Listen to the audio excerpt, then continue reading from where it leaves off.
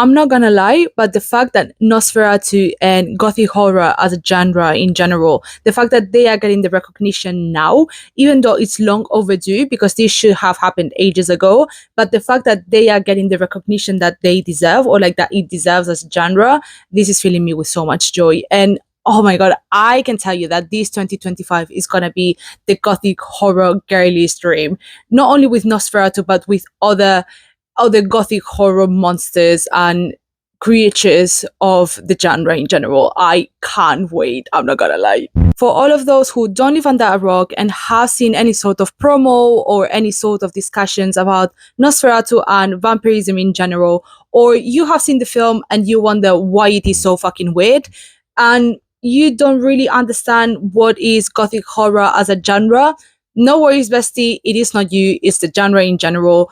As someone who is very well versed in this genre, in literature or in art in general, no worries. Let me explain you why Nosferatu is like that, why it is so weird and depraved at the end of the day, and why it is so important that we understand Nosferatu and Gothic horror as a genre in general. So buckle up and get ready.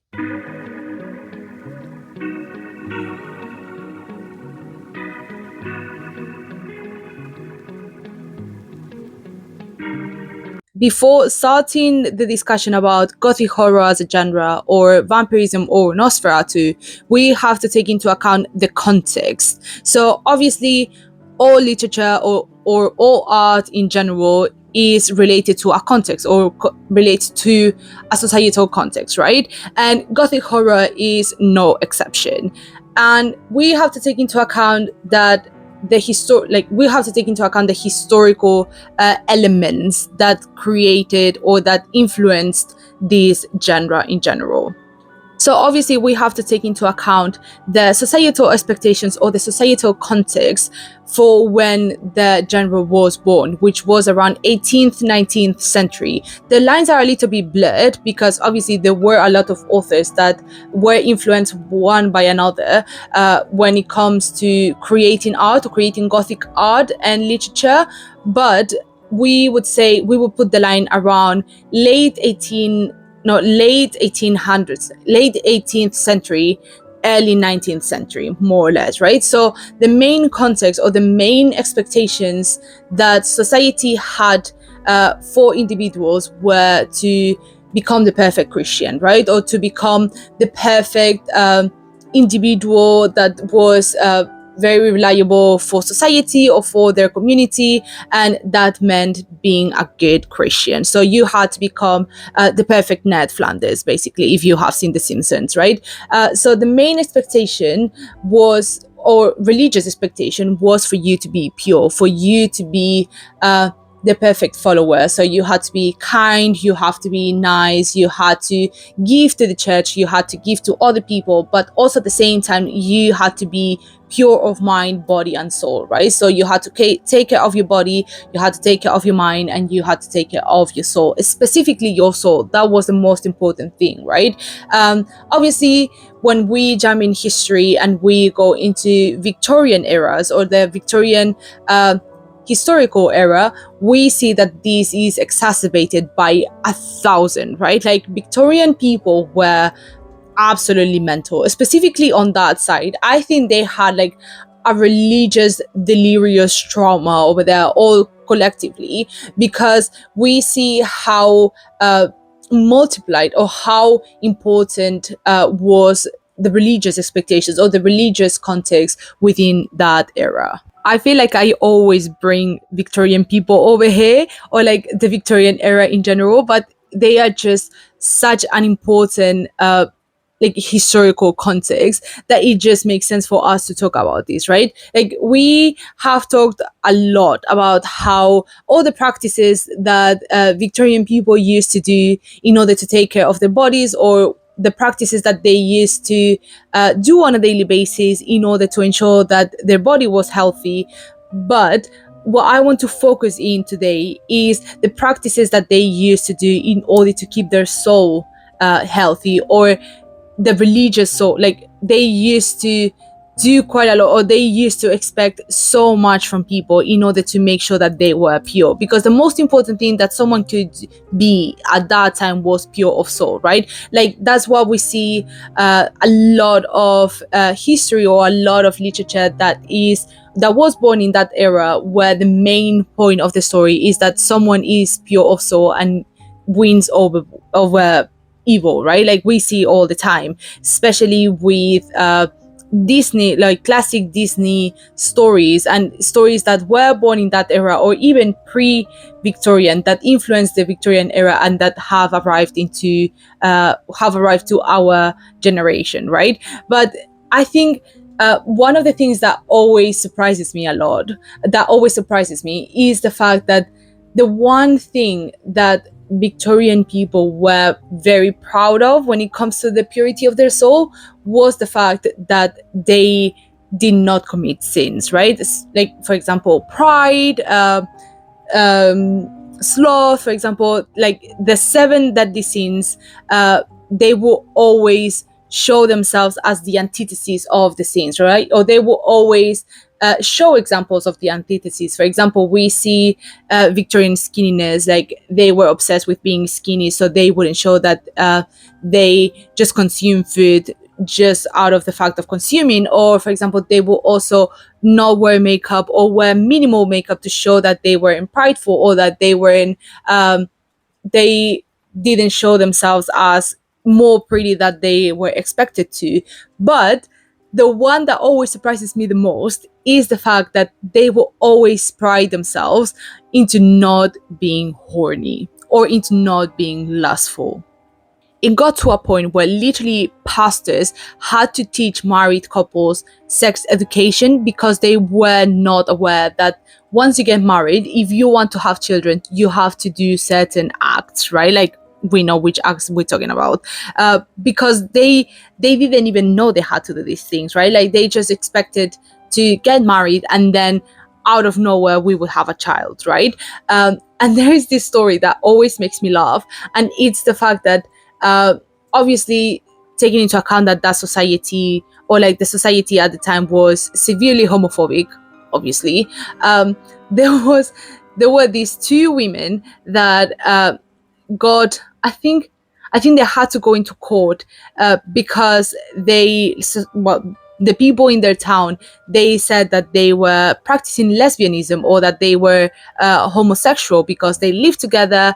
I think they were married before, but both husbands passed away, so they decided to live together, and they lived together for ages, right? And they would kiss and they would sleep together in the same bed, and they went to court because obviously they were doing homosexual acts, or like homoerotic acts, and they actually got absolved because both women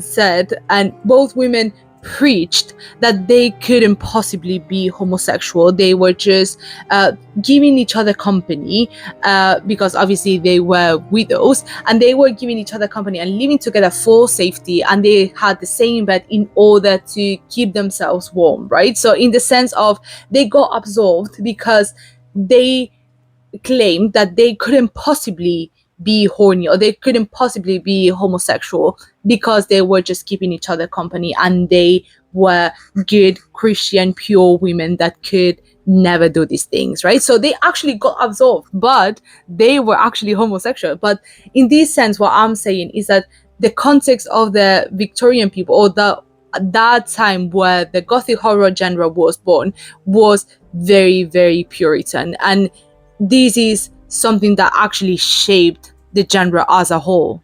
So now, if we see that society is very much Puritan, or very much giving Christian horse girl, why is Gothic horror shaped like that? I do get why everyone is so confused, because I was confused as well when I first started getting into the genre, right? And at that time, so the time where Puritanism was a thing, or was a major thing, we see the creation of novels like Dracula, like Frankenstein, Carmilla as well, for example, and we see that they have something in common. That is, they use sensuality and sin as a way to bring up the masses, or as a way to rebel against society, right? So for example, Carmilla is the best example that I can give you guys. So we see how Carmilla, even though nothing really happens, or nothing lustful or sensual really happens in the book, sorry, spoilers, we see how it is very much sexually charged, right? We see how Carmilla is this vixen that is very attractive, that is very sensually appealing, right? We see how Carmilla the vampire is very lusty. She looks for blood. She looks for homoeroticism. She looks for all of that, all the things that are forbidden or that are sinful, in order to attain Laura, or attain the main character that is pure and that is very Christian, right? So we see how there's always this character that is the antithesis of what society expects, of what society desires, and then it just literally brings the pure of heart character into evil, into darkness. So now obviously we have to talk about vampires, right? Because even though vampires have always existed in folk traditions, especially in Europe and in Eastern Europe, but I would say that Gothic horror, or that era and that literature moment, really brought up what is vampirism and has created a genre as a whole, right? We all know the vampire genre, and we all know how much vampires are used in nowadays art and culture. We see it, for example, in Carmilla, we see it in Dracula, we see it even in Twilight, for example, how the evil guy or the vampire is this character that is evil and that is taking the person that is pure of soul into the dark side, right? And this is what happens in Nosferatu. We see how the pure of heart person has these deep desires that they can't control, and that they keep them into themselves in order not to show to other people that they are lustful, that they are sinful. And then the evil character is the one that uses these desires, these deep fantasies, or these shameful fantasies into getting and dragging the pure of heart character into the darkness. And this is what happens in Nosferatu, right? Like, I don't want to give that many spoilers just because the movie just came out, but yeah, the main part of the story is that the pure of heart character is literally dragged into evil because of these deep desires. And this is the main bit, or the main gist of Gothic horror as a genre. So the main point of Gothic horror as a genre is to blur the lines between good and evil, between societal expectations and individual desires, right? And also, I think something that is really interesting about the genre is the fact that it's always the deep, shameful desires that are used to bring someone into darkness, right? And to show that even though we have societal expectations, at the end of the day, we are human and we are imperfect. We can't expect people to be pure of heart, or to be completely pure of heart, because at the end of the day, we are not.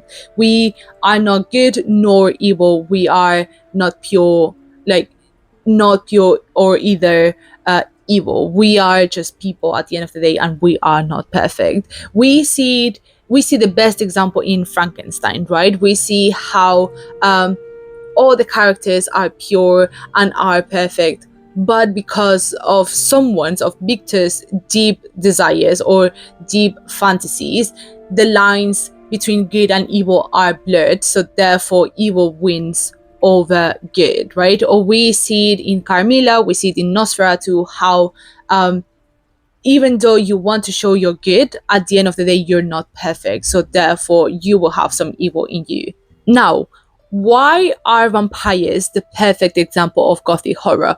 Well, it's just because they are inherently evil, right? And it's because they are the perfect example of what happens when the lines are blurred. So, for example, when it comes to all vampire stories, or the vast majority of vampire stories, we always see someone who is pure, right? We see someone who is the perfect example of a good person. So Christian, for example, usually also someone who is inherently good, who is so good that they are dumb, or that they are taken for granted, right? But they always have this desire of being complete, or they have this desire of being accepted. They always have something that they are missing, right? And there's always a vampire, or there's always an evil figure that feels this hole, or that feels this need, right? For example, we see Nosferatu, that we see how the main character has these deep fantasies that the evil character uses and abuses in order to get whatever, like to get the main character to do evil, or to do things that are not characterized as good. What is really interesting about vampires in general, as a creature or as a monster, is the fact that they always represent the sins, right? The 7 deadly sins. They tend to be always very prideful. We always see like scenes where the wrath comes out, or we see how they show envy, and especially they always show lust, because that is the most relatable thing, right? Like everyone, or the vast majority of people, tend to have some sort of lust or some sort of horniness, right? Obviously, if you are asexual or completely asexual, then that is a bloodline, or that is another topic that I don't feel prepared to talk about. But in general, the vast majority of people have, in a spectrum, they have some sort of holiness, or they have some level of lust, which I think is what makes us human at the end of the day, right? Like that is, in general, something that is very natural and that is very human, right?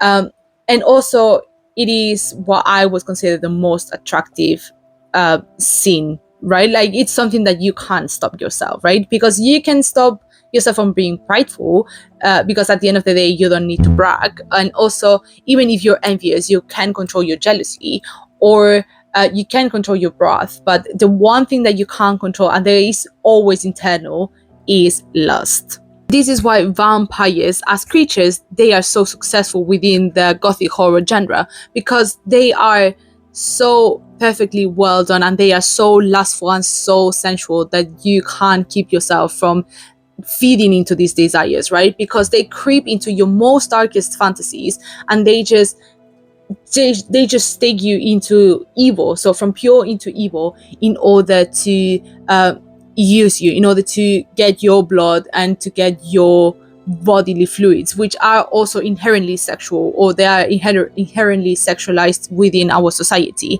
And this is why they are what they are, and this is why Nosferatu is like that, or the film is so weirdly sexual, because vampires are sexual and they are lustful. And also the fact that they take your blood and they get into your neck, or they bite into your neck, which is obviously one of the most sensual areas of your body, and one of the most sensitive, is also part of the fantasy, right? And the fact that these creatures literally latch onto your desires in order to use you, and in order to get something out of you, is what makes vampires also very sexual as well. So at the end of the day, vampires are so ingrained into our culture because they are the perfect example of what demons are, right? Or what the demonic representation of vampires are in Christianity. So they are the perfect lurer, the perfect creeper, the perfect creature that brings someone good into evil, right? Because you lean into these desires. So I think they are so ingrained into a society because they show, or they are part of this Christian cautionary tale, right? In the sense of, you are inherently bad because you have these desires. And this is what gothic horror does very, very well, right? This genre as a whole is just there in order to show that we are not perfect, that we can always be attracted to evil, and that we can always, even though we try to be good, we can always be lured into the right, like into the wrong side and into evil because we have desires. So at the end of the day, vampires or any sort of creature, gothic horror creature, they are always there as a way to show society and to show people that we are not perfect, and that at the end of the day, inside of us, there's always ugly desires, there's always disgusting fantasies that can bring the perfect person into evil, because at the end of the day, gothic horror as a genre believes that humans are inherently evil. So, as a quick conclusion, Nosferatu looks and feels like that because it is meant to look and feel like that. It is meant to be disgusting, to be vicious, to trigger you and make you horrified of all the things that you're looking at, that you're seeing, but you can't stop yourself from watching. It's like walking through an accident, like a horrible accident, but you can't stop watching because it's something that is primal in you that makes you keep watching. That is why gothic horror or Nosferatu or anything related to that era and that genre is so inherently vicious and so inherently freaky, because it is meant to be like that. That's all for today, guys. Thank you so much for watching. I hope you had a great time and you have a little bit more context about what gothic horror is, or Nosferatu, or vampires in general. And yeah, if you like this video, please feel free to send a like and to subscribe. You can also follow me on my social media and we can comment about Nosferatu. I would love to hear your opinion about it. And yeah, thank you so much for watching. I hope you have a great rest of your day and week, and happy new year. I hope you have a great start of the year. And yeah, thank you so much, guys. Bye.